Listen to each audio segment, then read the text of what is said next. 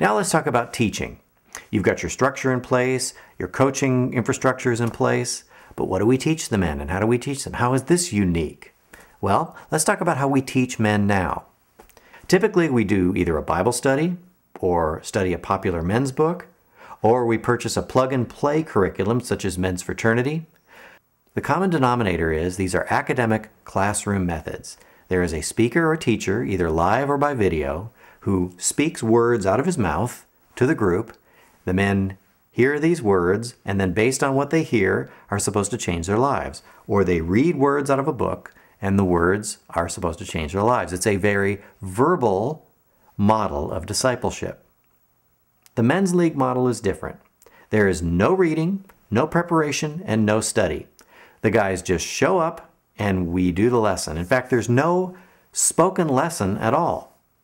Instead, the coaches lead men through a living parable that teaches a spiritual truth.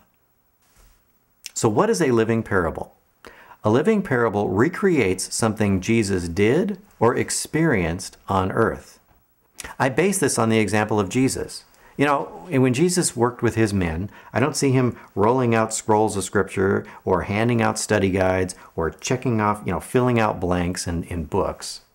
I see Jesus leading his men through a series of life-changing experiences, or telling them parables based on the world that they know, the world that's around them. And that's what we try to do in Men's League, is recreate this experiential type learning. We want men to experience the Bible instead of just reading it. The other cool thing that Jesus did with his men is they never knew what to expect next. He'd say, hey, you guys come with me. And all of a sudden he transfigures. Or he says, you go out in the boat ahead of me and I'll come along later. Well, then he comes out walking on water. They weren't expecting that. Jesus always had the element of the unexpected, and that's what burns the message into men's minds. And with Men's League, we are going to keep that tradition alive. The men will never know what's going to be happening with the next lesson. It's always going to be the unexpected. And we anticipate that the course of study will take about 30 living parables. We think that over the course of a year, about 30 lessons ought to do it. Now let me give you an example of a living parable. And if you grew up in youth group, you might recognize this format. It's the object lesson. So let's say you have a car dealer in your church, and you call him up and you say, hey Lenny, this is Dave from the church.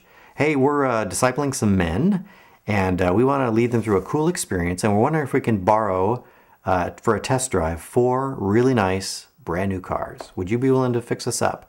And Lenny, you'd probably say, yeah, people always want to help you out when you're doing stuff for God. And so Lenny arranges to have 4 cars waiting for you when your guys show up. And you call your guys up, or you send them an email and you say, okay, we're meeting at Lenny's car lot at 6 o'clock instead of meeting at our home or church or wherever we normally meet. So the guys all show up at Lenny's car lot, and you got these beautiful new cars sitting out there, and the guys get in, and they're opening the sunroof and the leather seats and all that stuff, and they're driving these cars. Woo, I like this lesson. This is cool. Yeah, I could get into this.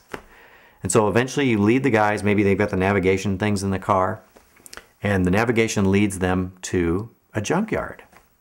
And so the guys get out, and you ask them, how was your drive? Oh man, that was fantastic. I got to get me a car like that. Yeah, they're all jazzed like men are. And they say, okay, your assignment here is to go out into the junkyard and find a car you used to own.